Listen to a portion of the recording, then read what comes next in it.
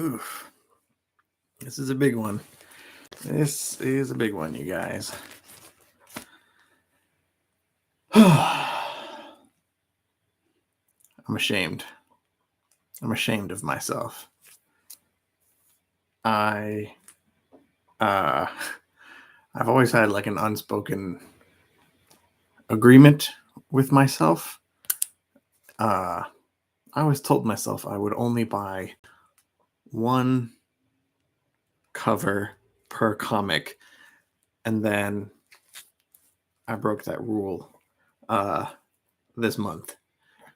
The month of March, I think, is going to be, my stacks are going to be a little bit bigger. There are several variant covers in here. I got two. I got two of some books.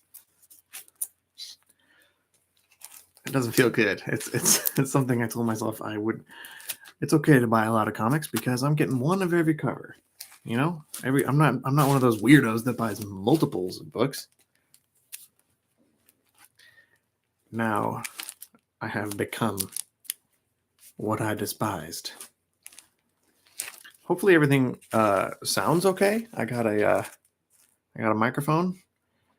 I got an official microphone and not just my laptop microphone. So this is the part where if I had anybody in this chat, they would tell me, hey, it sounds great. Hey, you're awesome, Ryan. You're totally cool. And your microphone sounds good too. I'm giving these a light shuffle, as I always do. I'm going to place this stack face down on the desk and go through them one by one and tell you what I think about every book that is on my pull list. I have read, I want to say about half of these. However, I will reiterate, there are several books in here that I have two of. This is just a week full of duplicates, which you will see. This is such a big stack that I'm going to have to split this in half before it won't stay in one place when I put it on the desk. So I'm going to, there we go. That's one part. And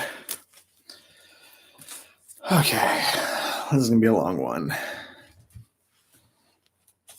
I'm running out of room too. I don't know where to put all this stuff. I'll put these comics over here. And there we go. Okay. Whew. Hopefully this microphone works. As far as I can tell, it's working, but I don't have anybody here to confirm. I really don't know what I'm doing. Let's see. What's first? This is Nocterra. Nocterra number 8. I got the variant cover done by Dustin Nguyen. It's a pretty cool artist. I wish that he was on my radar earlier. He does a lot of watercolor work, which I always love. I gotta say, last month I was pretty harsh on Nocterra. It's definitely not my favorite book, but going back and reading Nocterra number 7 and then Nocterra number 8 this week, they're the first 2 chapters of the second story arc for this run, and it's not so bad. I think this issue, it grew a lot on me. I still don't love this book for all of the reasons I normally don't love this book. It does a good job, especially in this sequence right here. It does a good job of building the world and the monsters and the characters. That element of the writing I like. But the art in here is really good. I've also called myself not a fan of Tony Daniel, the artist here, but he's doing very good work in this book, and I can't complain. But as I was saying, there's 2 components that go into the writing in this book.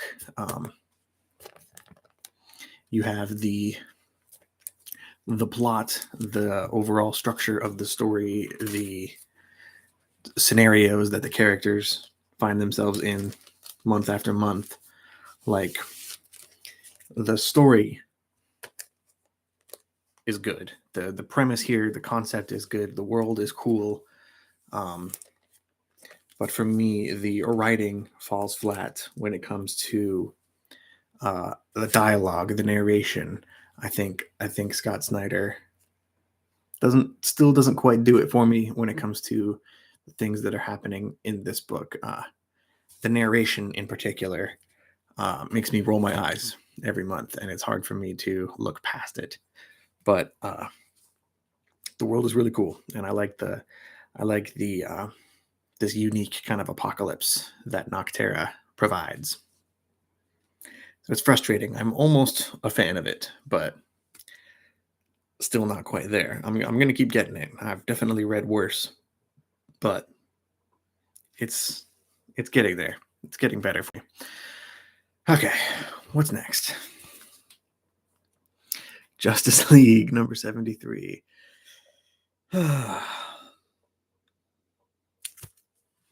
Do I need to open this? I don't need to open this. Justice League 73. There is one issue left, I believe, of Brian Michael Bendis's run on Justice League. And this is wrapping up a story where Black Adam has been a member of this team for months now. Ever since Bendis took over, he has had Black Adam join the Justice League. And he has felt kind of out of place and underutilized. And now all of a sudden here at the end, Black Adam is becoming possessed by an elder god of some kind. Somebody, by the way, who was a holdover from Bendis's time writing Superman, which I talked about, I think, last week, that he is very guilty of. This run feels isolated, and for a Justice League book, it should feel very much in the center of the DC universe, and a lot of the things that go on in here only feel connected to other things that Bendis has written. Like Checkmate and his book Naomi, and this villain right here in this run. There's been multiple villains actually in the last few issues that are creations of Bendis that were pulled from his recent run on Superman. So it feels like he's really only playing in his sandbox and not in the greater world of the DC universe. But basically, Black Adam gets possessed by an elder god, and the Justice League has to team up with the Justice League Dark to take him out. And it's just it's supposed to be a very high stakes story, but it feels low stakes, especially because we know it's all about to end. And I don't know, I'm beyond caring. Justice League 75 is going to be the end of this run, and then that story is called The Death of the Justice League. So I assume, I know that comic's going on hiatus for a while. I don't know what's going to happen. But for a long time now, even back before Bendis was writing this book, Scott Snyder was writing Justice League. And even during that run, I felt like this book needed a severe refocusing, and a break, I think, will be a very good thing for this book. So yeah, that's Justice League 73. That's the variant cover that I had by Ariel Olivetti. I have been liking the variant covers for this run, but this one I think is a step down from the recent Lozano variants. Alexander Lozano has a really cool art style that made those covers awesome. What's next? Joshua Middleton, baby. Oh yeah, that's Middleton. This is Dark Knights of Steel number 5. Number 5 of 12. I have not read this one yet, but I'm really loving this series. We're about at the halfway point. Basically, DC characters mixed with Game of Thrones. That's how I've been describing it, at least to people at the comic shop. It's cool. It's original. The previous issue started to reveal the villain of this storyline, who has really not been the there hasn't been like an antagonist in this run so far. It's basically been two royal families fighting with each other. And in issue 4, there was an actual villainous character that popped up who is a combination of several main DC characters. I don't know what the right phrase is, but I think it's at least 3 different characters mashed into one reinterpretation. So I have not read this yet. I'm looking forward to cracking it open and seeing what kind of craziness happens with that new character. Captain America, Iron Man, number 4 out of 5. I don't hate this run. It's definitely, it's insulting to say that it's nothing special, but I'm going to forget about it very soon. Next month, this run is over, and there's not a lot in here to make me want to read it again, I guess. And I know all of that sounds like I'm not enjoying it, but it's a fun book. It's got really cool Alex Ross covers. It's a comic that deals a lot with the ramifications of your actions and dealing with specifically, we have the guy they're fighting here is wearing the evil Captain America's armor from Secret Empire. This book deals a lot with the impact of that storyline from a few years ago, as well as the Avengers Initiative storyline from the mid-2000s. So it's a short 5-issue story. I wish I could accurately describe why I don't hate it. The art is really cool.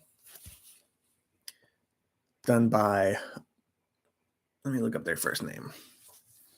I know it starts with an A, but that's not really helpful. Angel Unzeta. I believe I assume it's a he. I believe Angel is doing fill-in work on the main Iron Man series right now by Christopher Cantwell. This art is very familiar.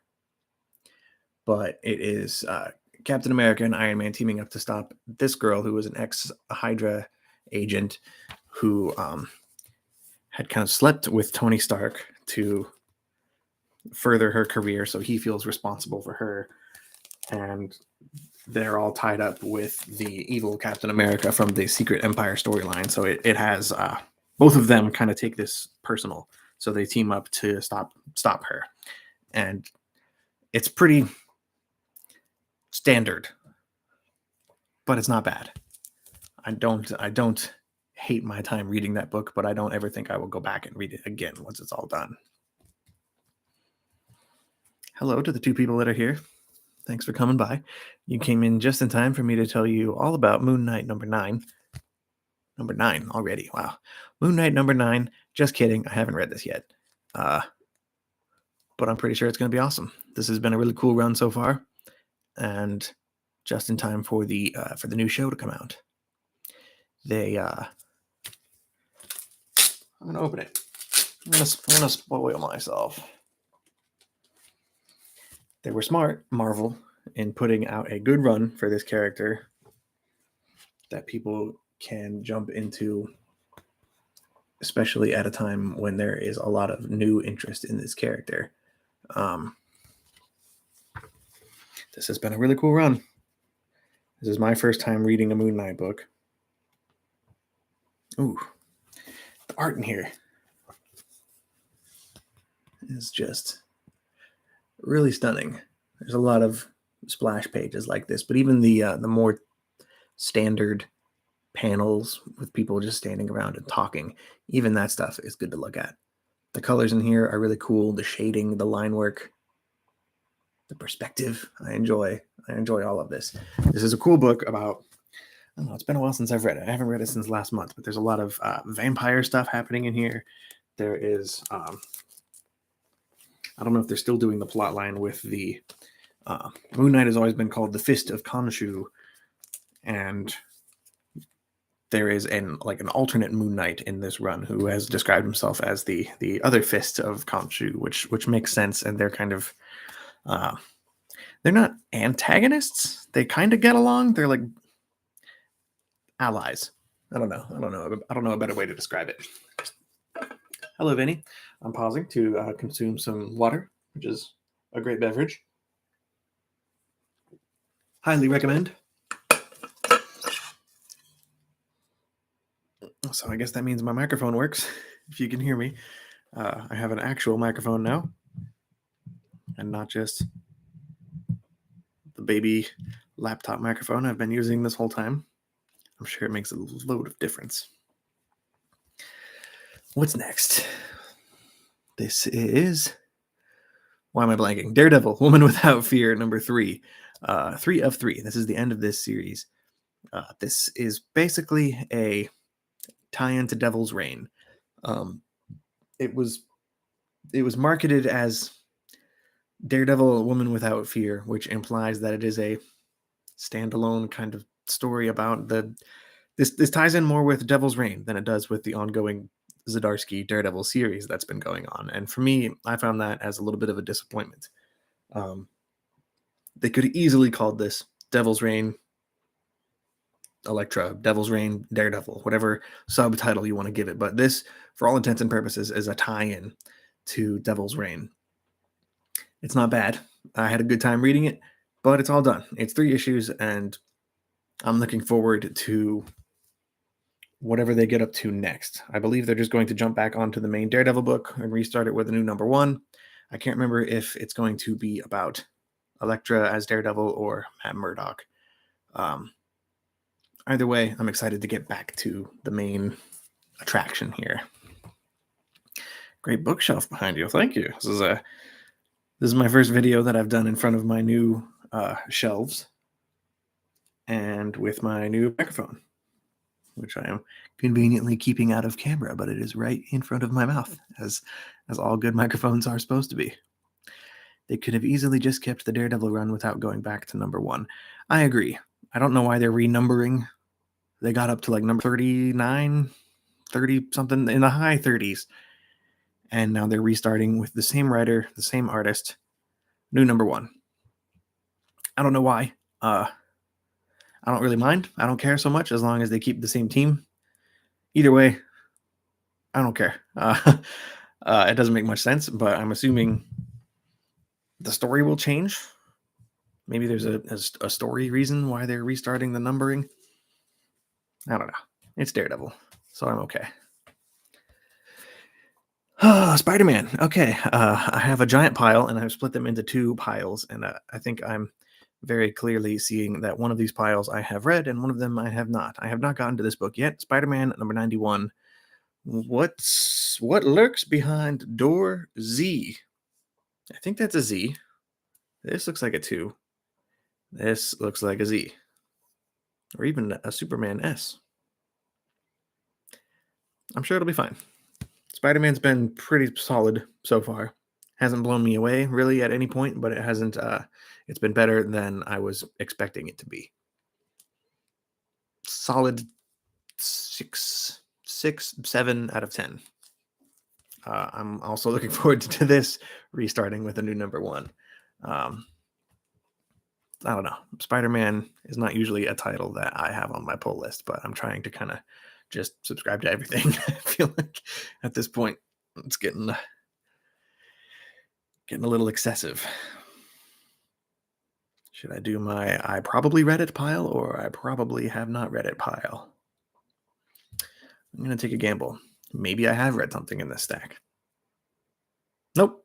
Haven't read this one yet. Justice League Incarnate, number 5 of 5. This has been a cool multiverse story. Try and open the book away from the microphone. It's a multiverse story about a bunch of people. Although it looks like, I don't remember issue 4, which is why I always go back and read the issue prior to the one I'm about to read, because I don't remember this fight starting off with Darkseid. This is taking place on Earth 7. A lot of different Earths are happening in this book. I enjoy it, but I don't think it's for everyone.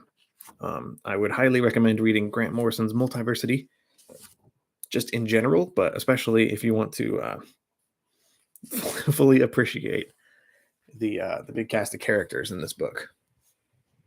You can see a lot of them right here. Also, there's a pretty cool shot of Captain Carrot down here. He's fun. He's all over this book.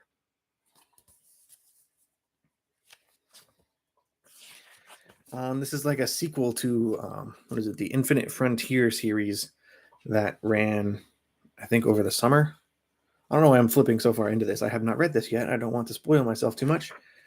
There you go. A lot of, basically, it's an alternate, it's a Justice League team composed of alternate universe members of the main Justice League. So you got a different version of Flash, a different version of Superman, a different version of Batman, so on and so on.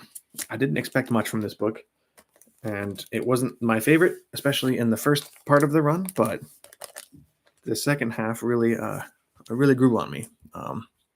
And I'm glad it's over. 5 issues is a short and sweet number. I don't want it to go much further, and I'm glad it's not, because it isn't. It's over. What's on this pile? Something I've read. The last book you will ever read. This is number 5. From Vault Comics, Cullen Bunn and Layla Lays. I don't know what I'm saying. This is a really thin book. Like, physically, it is a very small, thin book. I feel like the page count in here has to be less than standard. But I really love the colors in this book. Let me shout out the name of the colorist, because that's kind of like the first thing I see when I open this. Vladimir Popov. I'm going to try and find a page without nudity, because it's a kind of a sexy book. But hopefully this comes across on camera.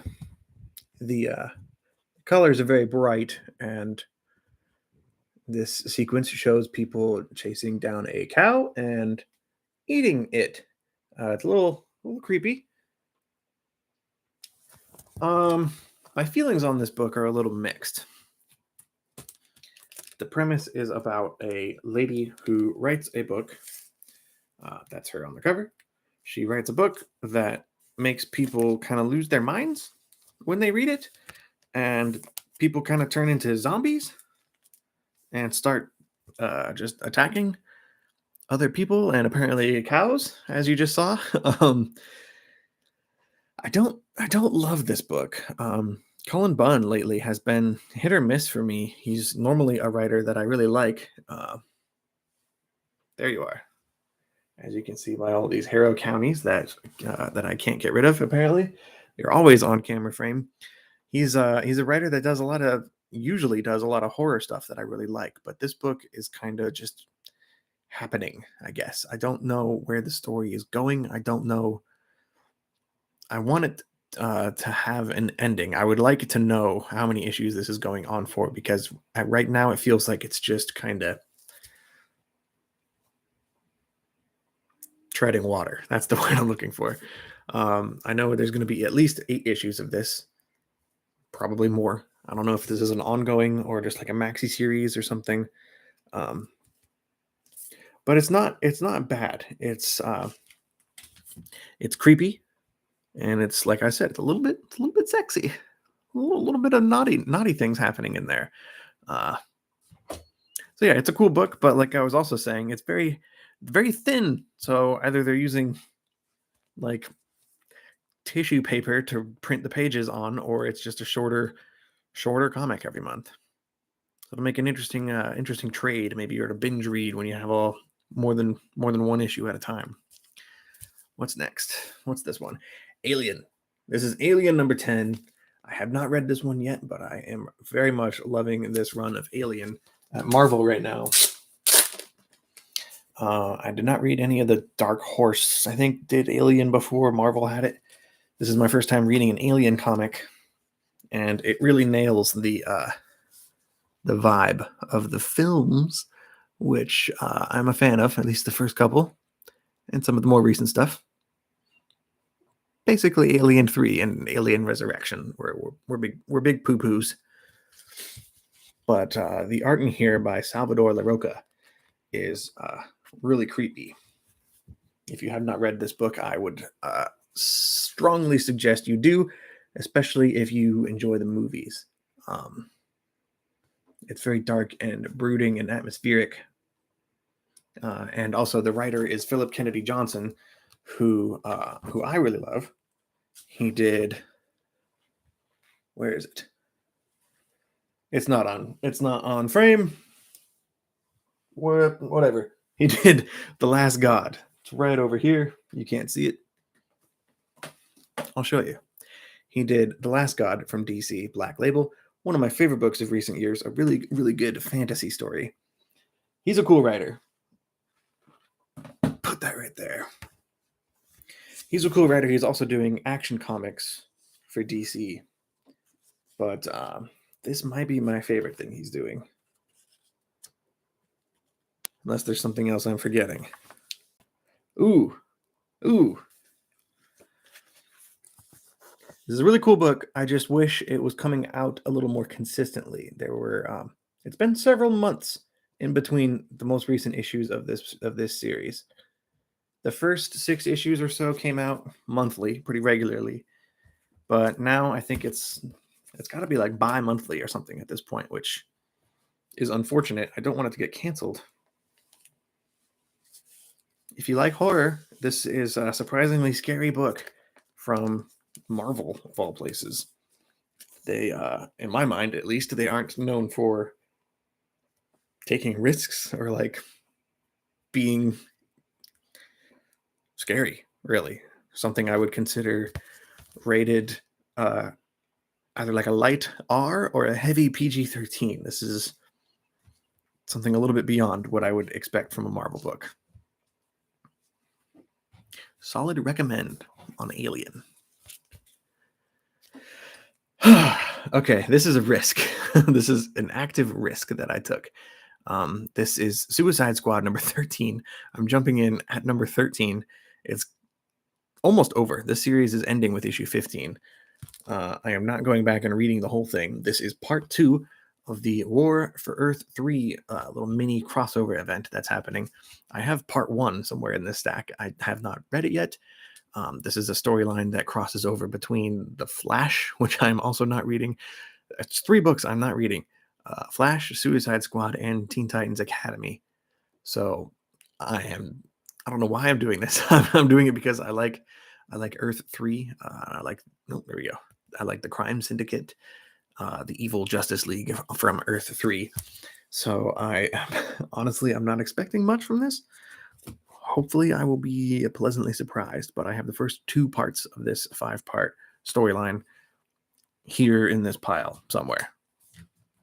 Well, that's one of them. I don't know where part 1 is. Maybe it's right here. Nope, that's She-Hulk. This is She-Hulk number 2.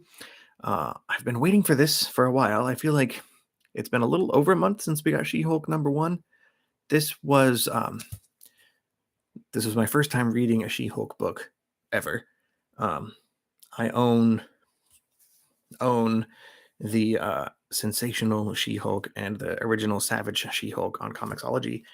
As you can see, I have a very large pull list, and I don't get a lot of time to go back and read older stuff.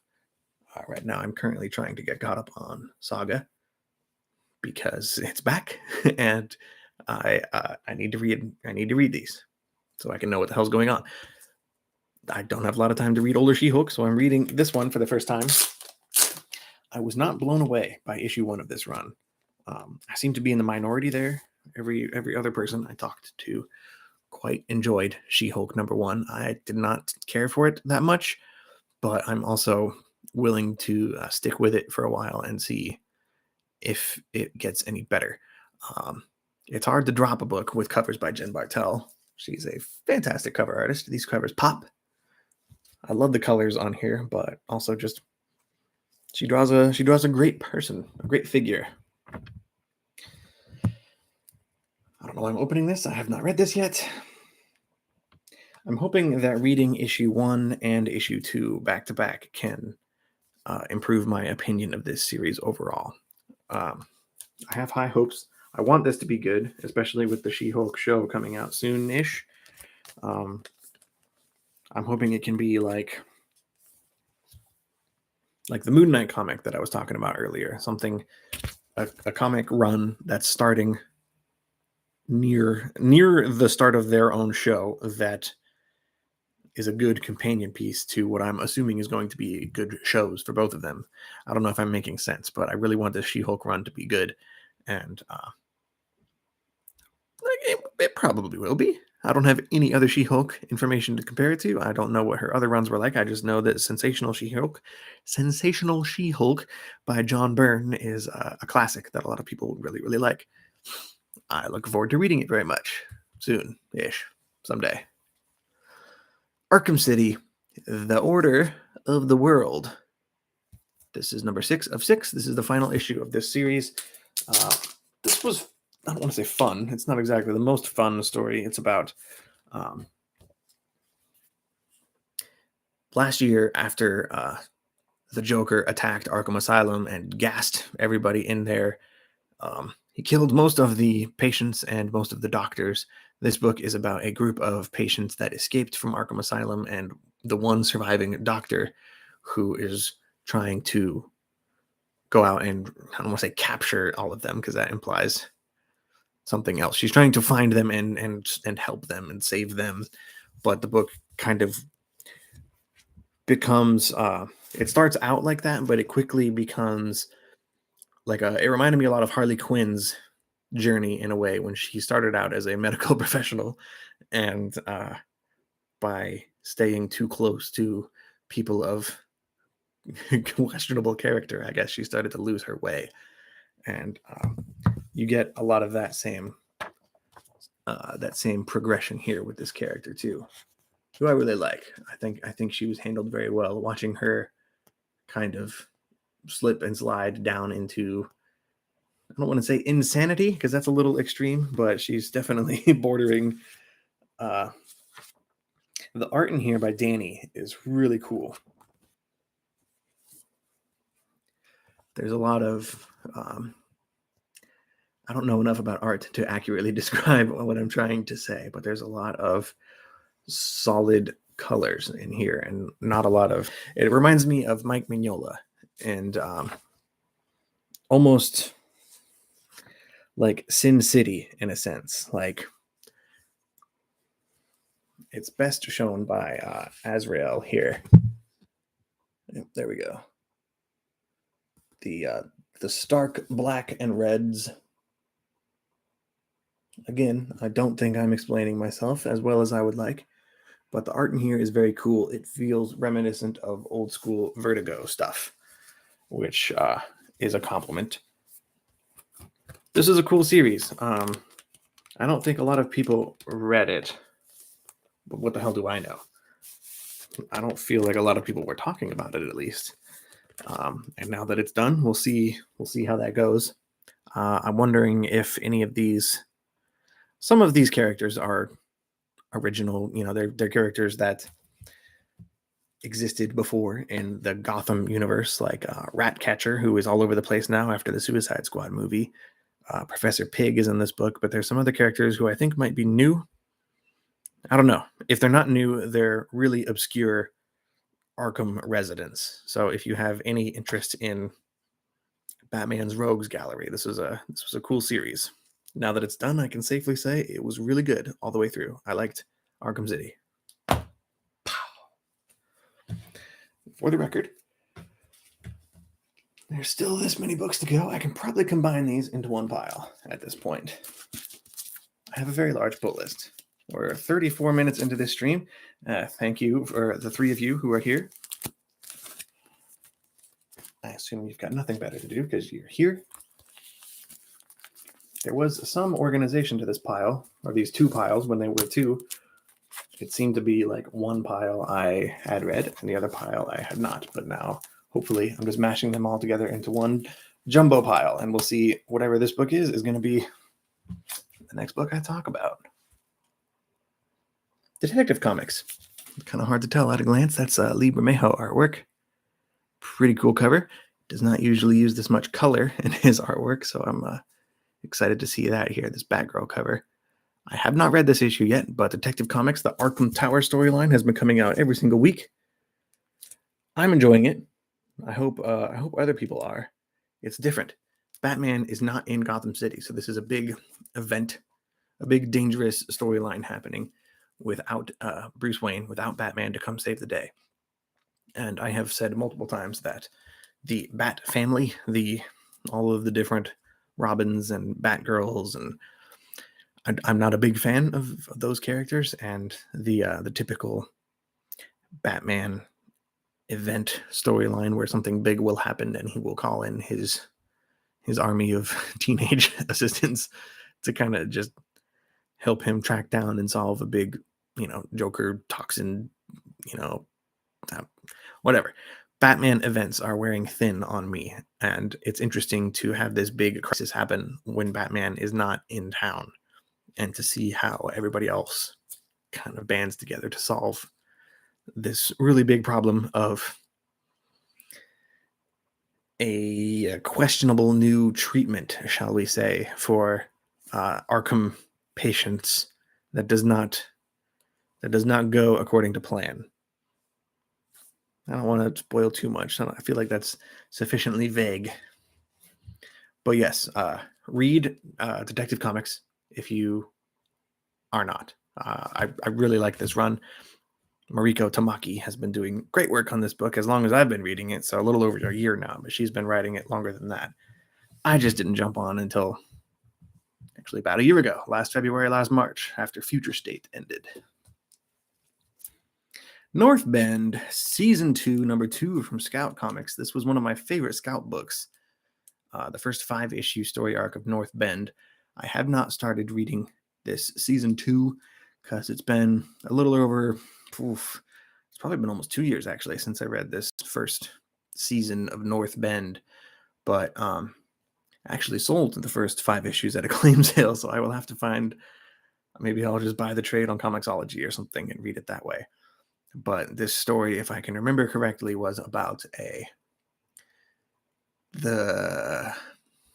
not the FBI, it's some government agency, CIA I think, who contracts, I think it's this guy, to live in like I'm going to explain this so poorly, to live in this house that is wired with cameras and microphones and, secret spy stuff. And he poses as like a drug dealer, and people come in and buy drugs from him, but it turns out they're actually testing like mind control, government, MK Ultra kind of stuff on unwitting civilian test subjects. So this is like a government conspiracy.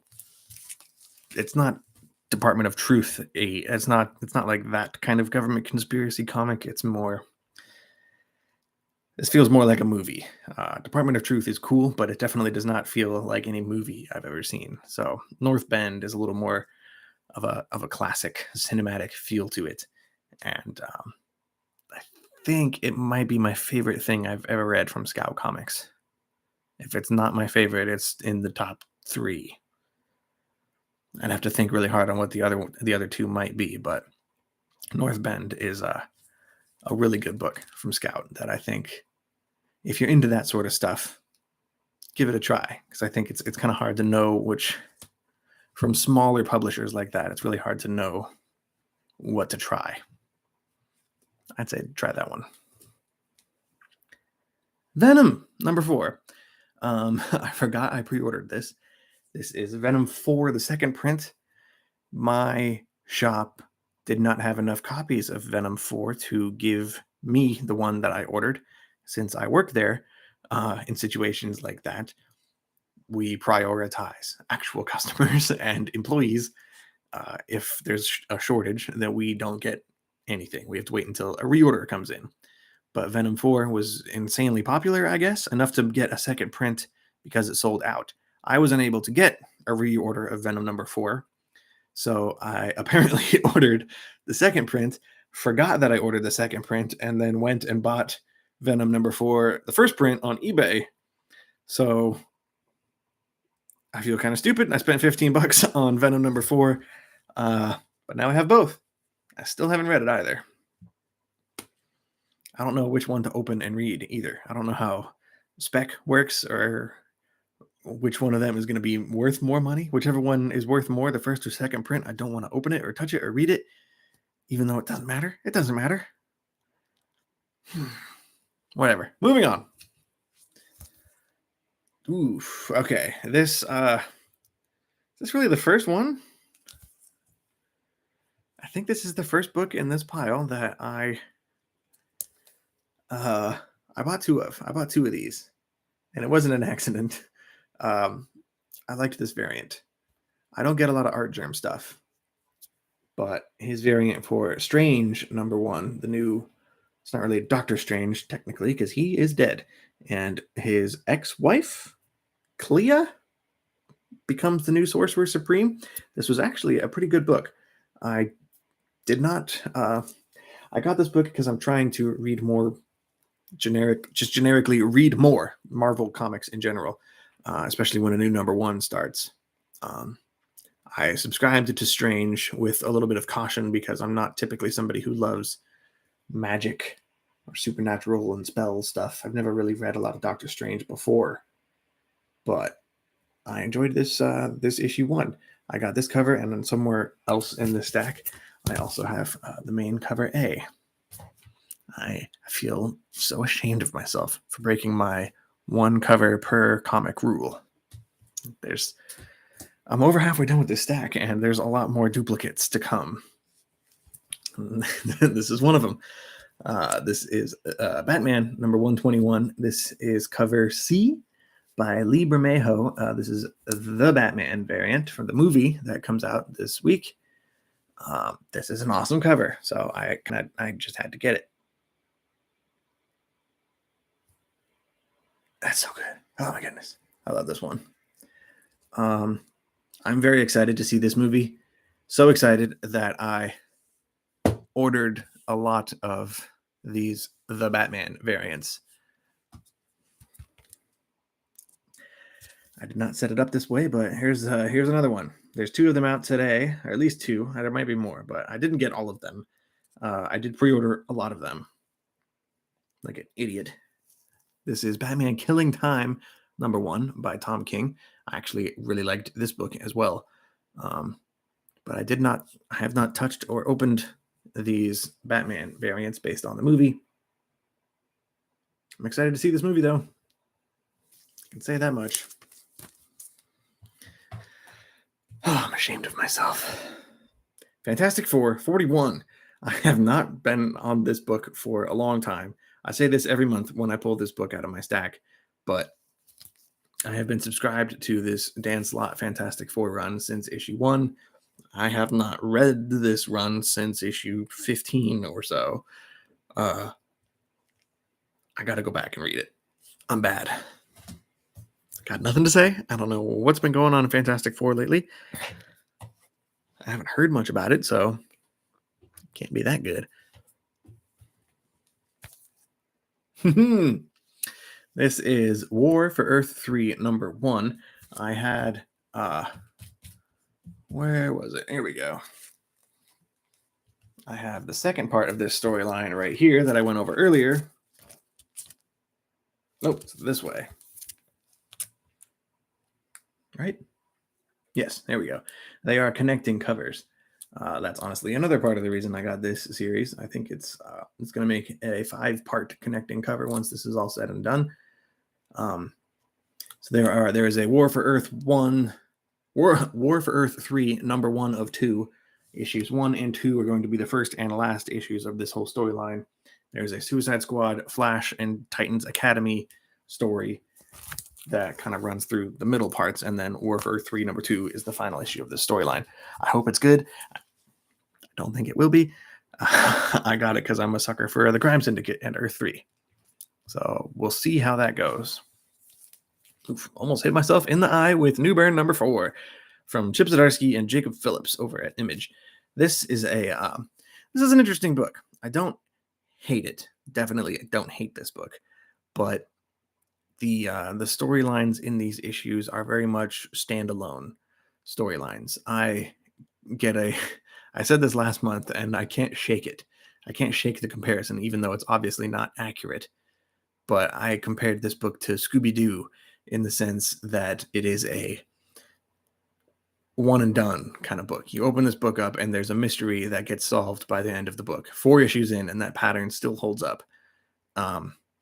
This issue thankfully starts to build a lot more of the background story and give hints as to the general universe. There's a little more world building that happens in here, thankfully, because up until now it's just been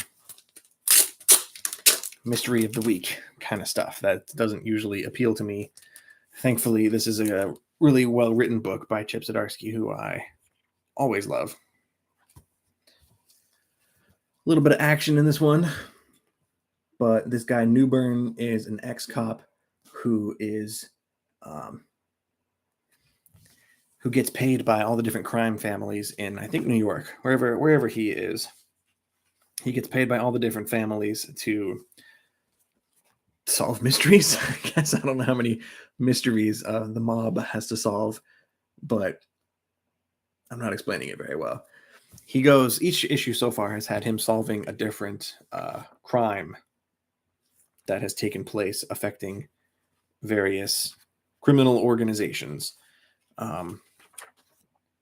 This comic is a little bit noir. It's a little bit, obviously, crime, organized crime, which is my jam.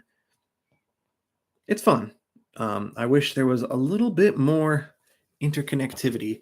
I kind of don't like how each issue so far has been pretty standalone. I'm crossing my fingers that this will build towards something that carries over and matters a little bit more. It's getting there. I have faith. I'm gonna stick with Newburn for the long haul, just because I like Chip Zdarsky that much. Ooh, I love this book. This is crossover 12. I don't think I want to spoil it. I don't want to show you the insides. I don't even know how much I want to talk about it. All throughout this run, there has been a series of murders of comic book writers that has been going on kind of in the background of this storyline for the first, this is issue 12. And in this issue, you figure out who is killing all of these comic book writers. And the reveal is pretty cool. I love how meta this book is. It's very much about comic writers and comic artists and the world of making a comic. And it gets extremely meta in this issue in a very fun way that I didn't see coming. I love this book. I love this run. I think this second story arc takes the story of Crossover in a completely new and significantly better direction than the first 6 issues. So if you are one of the many people who tried reading Crossover at the start of the run and gave up at some point before issue 8 is the start of the second story arc. If you stopped reading this book sometime before issue 8, I encourage you in very strong terms to maybe just wait until the second trade comes out on Crossover, but pick that up and give it a try. Batman 121. This is the second copy of Batman 121 that I have in here because I also grabbed the Batman variant. It's in here, I promise. Yeah, 2 copies of the same book because I am trash. I don't love this book. I'm going to be 100% honest. This is the 4th issue of Joshua Williamson's short run on Batman. The best thing about this series for me is the artwork. I think the artwork in here by Jorge Molina has been really cool, really moody, really dark. I like it a lot. But the overall storyline dealing with Batman Incorporated and other Batmen all throughout the world is just, it feels inconsequential to me, and it's not my jam. So now that I know Joshua Williamson's run is about to be over, I'm okay. I'm okay sticking this out. I'm not gonna not get Batman, but take this as another recommendation to read Detective Comics instead, because I think a lot more interesting stuff is happening in that book. Black Panther. All right. This is a really cool book. I was one of the lucky few to get Black Panther #3, the first appearance of Tosin, some new Wakanda guy. I have been subscribed to this series since it started. This is number 4. Like I've said several times throughout this video, I have been trying to be on top of as many Marvel ongoings as I can. So when a series restarts at number 1, that's a perfect time to jump on, obviously. I've been on Black Panther since number 1, and this has been a really cool globe-trotting story about T'Challa going to different nations to he's got a international network of sleeper agents that he has installed in various countries around the world in case of some war or conflict that happens. He wants to be able to have contact with somebody on the inside of other countries around the world. And it turns out that somebody who is not supposed to know about them knows about them and has been killing these sleeper agents. So this story is about the Black Panther traveling to kind of to warn these people that someone is after them. And for somebody like me who has not really read a lot of Black Panther before, this run has been really cool. I have been pleasantly surprised. I've been pretty vocally I don't want to say anti-Marvel lately, but the last 6 months to a year or so of Marvel storylines, I have not been in love with a lot of them. But the recent stuff that has recently started, I'm very much into. I'm loving the Moon Knight run right now. I'm loving Black Panther. Ghost Rider was really cool. She-Hulk, I'm not digging that much. I haven't read number 2 yet, like I said earlier, but they can't all be good. Black Panther is good. I quite like it. So however you need to get your hands on issue 3, which is a first appearance, if you have to buy the second print or the third print or even buy it digitally, do what you can to get caught up on Black Panther and read it. It is a very pleasant surprise. I'm enjoying that book quite a lot. Batman Killing Time, number 1 of 6 from Tom King. This is the second copy of this book I have, because I am a dirty, rotten scumbag who buys variant covers of the same book. I don't like that feeling.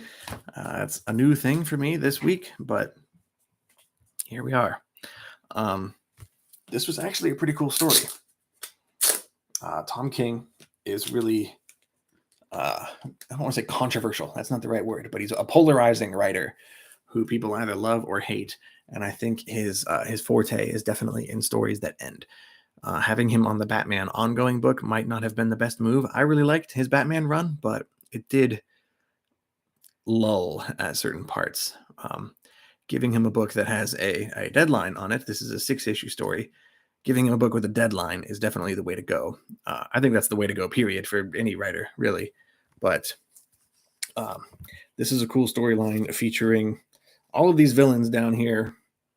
You've got Riddler, Catwoman, Killer Croc, and Penguin, which I did not realize until I was halfway through this book. I did not realize that, except for Killer Croc, these are all of the villains in the new Batman movie that comes out this week. I guess Catwoman's not really a villain in that movie, but she's in it. I don't know if she's a villain, actually. I can't say that because I haven't seen the movie. Maybe she is. I don't know. But this is a cool story where all of these characters down here kind of group up to concoct a really extensive bank robbery plot. This is a very early story in Batman's career. I want to say he's in his first year or something. First year or two. Early on. I don't remember exactly how I found that out. But whatever. It's a cool story that shows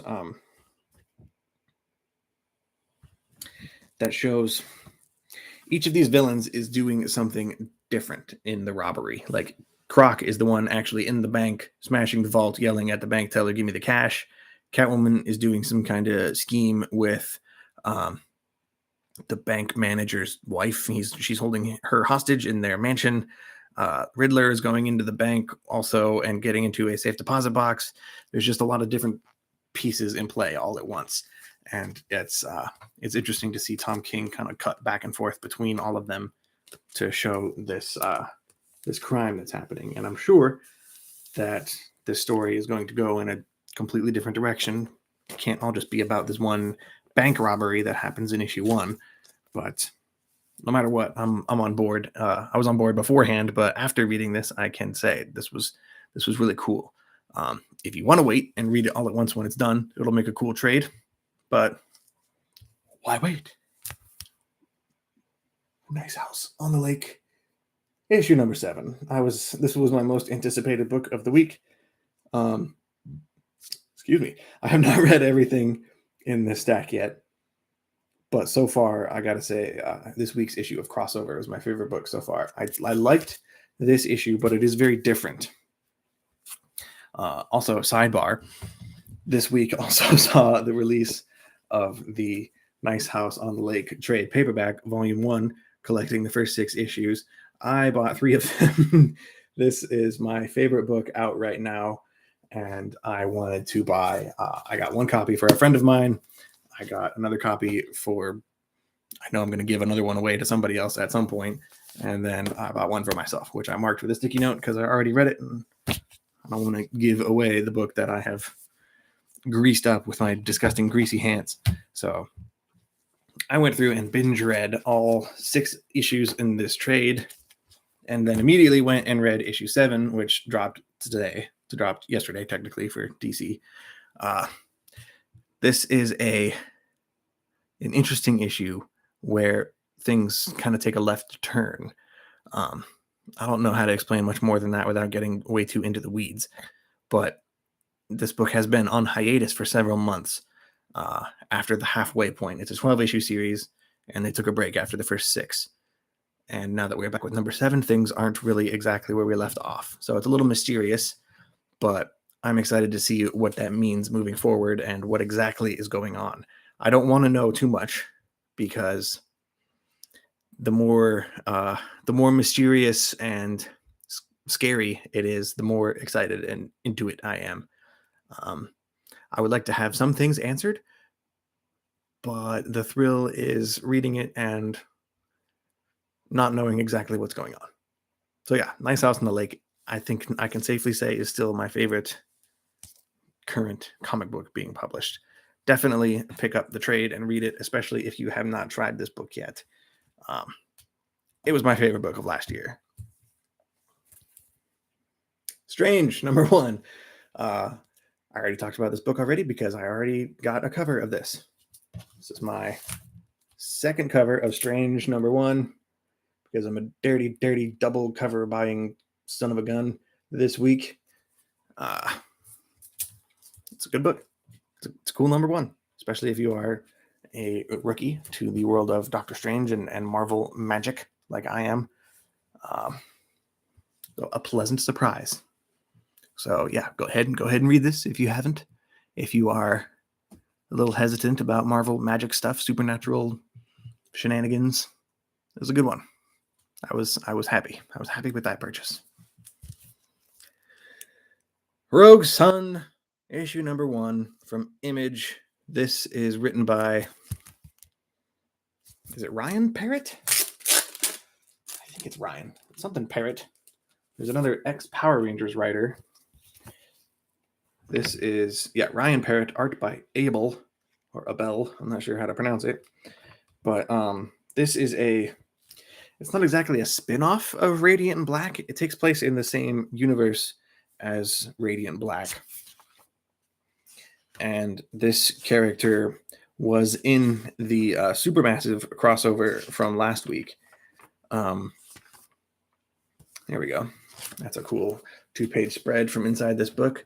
But this guy, Rogue Sun, is a superhero in New Orleans who dies, and he gets his abilities from like a gem, some kind of magical jewel. Looks like an infinity stone almost. But he dies, and there's a sequence in this book where his family gets together and they have a reading of his will, and the dead father leaves this gem that grants all of his powers. He leaves that to his eldest son, who is kind of a scumbag little bastard of a kid. So it'll be interesting to see how that scumbag bastard of a kid kind of grows into, great power, great responsibility, all that stuff.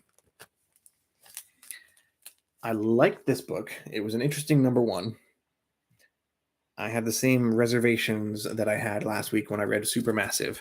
I like this style of kind of honest and earnest superhero storytelling. Radiant Black, I think, handled this a lot more. It was a much more obvious example of what I'm trying to say.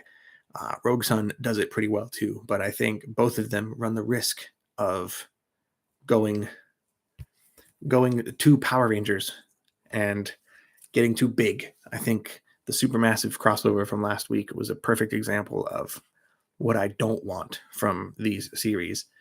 I think the more big and grand that they get, the less into it I am, which is unfortunate because I feel like that's the only direction you can go. Radiant Black has been really good so far because it's about a guy who's broke, whose best friend is in a coma, who has no idea what he wants to do with his life, who's very directionless, kind of struggling to get used to having superpowers all of a sudden. And eventually he's going to get the hang of it, and he won't be as naive, I guess. And his naivete is what makes him endearing and fun to read about. And I think where the main character in Radiant Black is, he's a good dude, but he's kind of a screw up, and that's why he's fun to read about. This guy in Rogue Sun, at least one issue in, he is a little bit of a dirtbag. He's mean to his little brothers. He's a bully at school.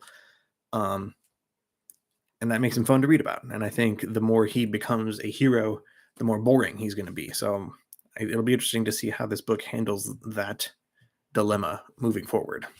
But it's one issue in, and I really like it so far. I don't want to say I was surprised, because I did have high hopes for Rogue Sun, and they were met. Beast Wars number 13.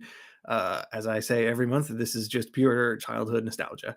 It's the only reason I'm getting this. This was my jam when I was in elementary school. I would watch this before school every day with my cereal every week. I don't remember how often the show was on. It might have been on before school every day. I don't remember. I was like 9. I was 10 years old, however old I was. This is a really cool show. The comic has been pretty cool so far too. And I have not really read a Transformers comic before. This is the only book I'm getting from IDW. It's fun.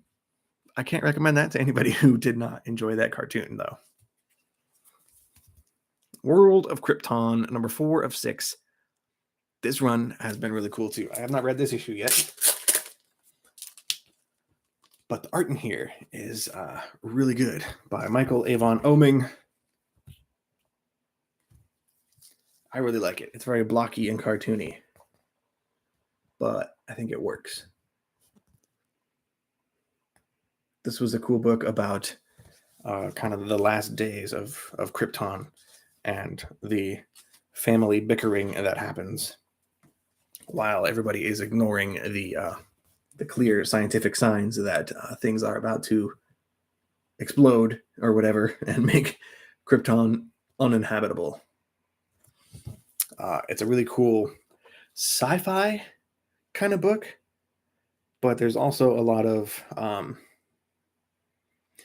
Game of Thrones style royal family bickering in here that I think that makes this a fun book that I was not expecting that wrinkle in the plot. It's a cool book, 6 issues. This is number 4, so at this point you're probably better off waiting for a trade if you want to read it. That's one that I really feel like I'm the only person in the world reading World of Krypton. Like, no one's talking about it. But I've got a soft spot for Superman. If you're like me, then maybe you will enjoy World of Krypton. If not, then screw you. Last book on this stack, One Star Squadron. This is fun. This is another one I can't recommend to everybody. I wish more people were reading this.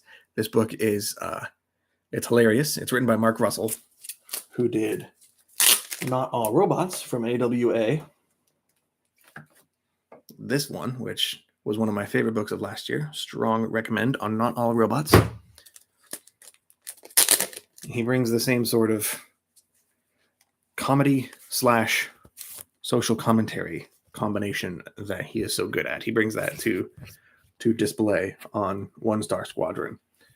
But as I've said before, as I say every month that this book comes out, it's about a group of washed up, like D-list superheroes who don't have anything better to do, but who still need to make money and pay the bills and survive.